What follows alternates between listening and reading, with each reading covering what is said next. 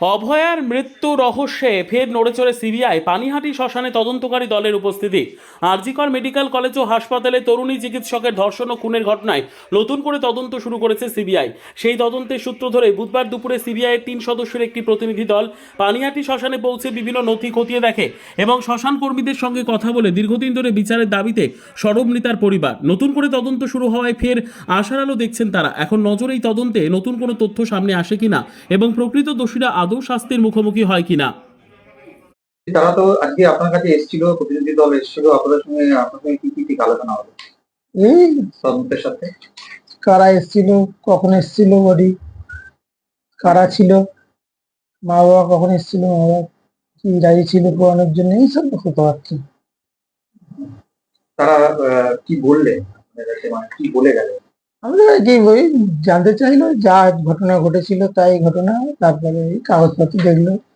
যদি নথি নিয়ে যাওয়া হয়? না, ছবি তুলেছিল খালি, না আর কিছু না। আগামী দিনে কি বললেন তারা, যে আবার আসবেন বা কিছু? তুই বললো দরকার হলে আমরা আসবো। হ্যাঁ, নিশ্চয়ই আসবো। কতটা সন্তুষ্ট ওনারা? আপনারা কি মনে হয় তদন্তের সাথে যা যা প্রশ্ন করলেন? যাই আছে প্রশ্ন করেছে তাকে আমরা বলেছি, আমরা যেটুকু জানি। আমরা তো তখন যা কিছুই জানতাম না, তখন তখন তো আমরা কিছুই জানতাম না, যা হয়েছিল তাই ঘটনা, যেরকম ভাবে আমাদের বলেছিল আমরা সেভাবেই জানতাম, তাই জানতাম, আমরা তাই বলেছি।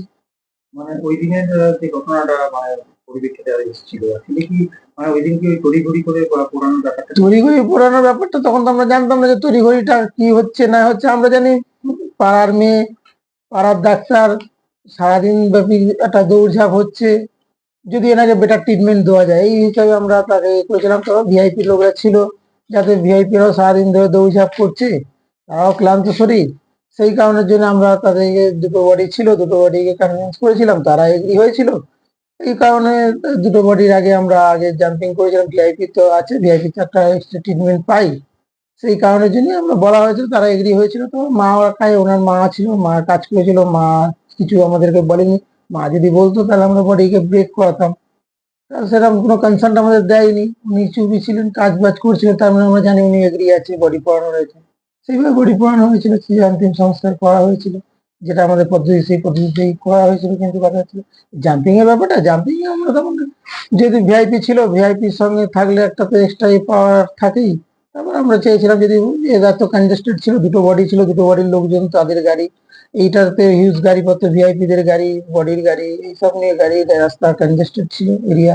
শ্মশানঘাটে সিবিআই তদন্ত করতে আসে, মূলত কি দরকার কি আবার পুনরাবৃত্তি হলো এবং আবার কোনো আশ্বাস পাচ্ছেন এবার? আশ্বাস আমার সবসময়ই ছিল। সিবিআই সিট গঠন করে নতুন করে তদন্ত হচ্ছে। শ্মশানঘাটে আসাটাই স্বাভাবিক, কারণ আমার মেয়ে যখন ডেড বডি হ্যান্ড ওভার করে সোমনাথ দিয়ে নিয়ে চলে এসেছিল, আমার বাড়ির লোক ছিল, কাউকে অ্যালাউ করেনি, সোমনাথ দিয়ে একাই ওই গাড়িটায় ছিল। আর আমরা মেয়ের ডেড বডি দেখতে না পেয়ে টালা থানায় চলে গেছিলাম। তো আমরা 2 ঘন্টারও বেশি টালা থানায় ছিলাম, পুলিশ ওখানে আমাদের আটকে রেখেছিল। আর আমার মেয়ে ডেড বডি বেওয়ারিশ লাশের মতো আমার বাড়ির সামনে পড়েছিল।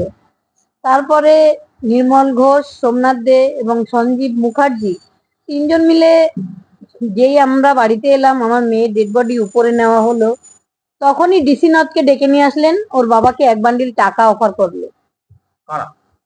ডিসি নথ এবং সঙ্গে এই 3জন ছিল আমার এলাকার।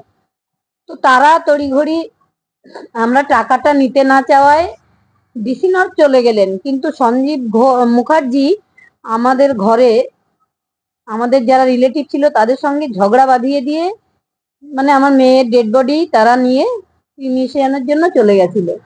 আমরা শুধু পেছন পেছন গেছিলাম, কিছুই আমাদের করতে হয়নি। এবং শ্মশানঘাটে তখন 3টে ডেড বডি ছিল, তা পার করে যেখানে আমার মেয়েকে শায়িত করা হয়েছিল সেখানে কোনো ডেড বডি কোনো দিন শায়িত করা হয় না। তাছাড়াও ওখানে এরকম, মানে যে ডেড বডির পোস্টমর্টম হয়, সেই ডেড বডি মিউনিসিপ্যালিটিতে চেয়ারম্যানের সাইন ছাড়া ডেড বডি ক্রিমিনেশন হয় না। কিন্তু সেখানে আমি জানতে পেরেছি চেয়ারম্যান তখন ছিলেন মলয় রায়, তিনি সাইন করেননি, সাইন করেছে সোমনাথ দে আর সঞ্জীব মুখার্জি। এগুলো তদন্তের বিষয়, তাই সিবিআই আবার পুনরায় দেখতে এসেছে। আপনি বারবার একটাই অভিযোগ করেছেন যে ঘাটে একাধিক দেহ থাকা সত্ত্বেও আপনার মেয়েকেই আগে দাহ করা হয়। আগে দাহ করা হয়েছিল, আর তৃণমূলের লোকেরাই আমার মেয়ের ডেড বডিতে তো দেখা যাচ্ছিল না, সাদা কাপড় দিয়ে মোড়া ছিল, ওই সাদা কাপড়ের উপরে ঘি মাখা ছিল, মুখ অগ্নিটাই ওরা করিয়ে দিত, কিন্তু আমি মা হিসাবে আমি পারিনি, অন্য কেউ করে দেবে, তাই আমি মুখে অগ্নিটা আমি করেছিলাম, আর কিছু করিনি।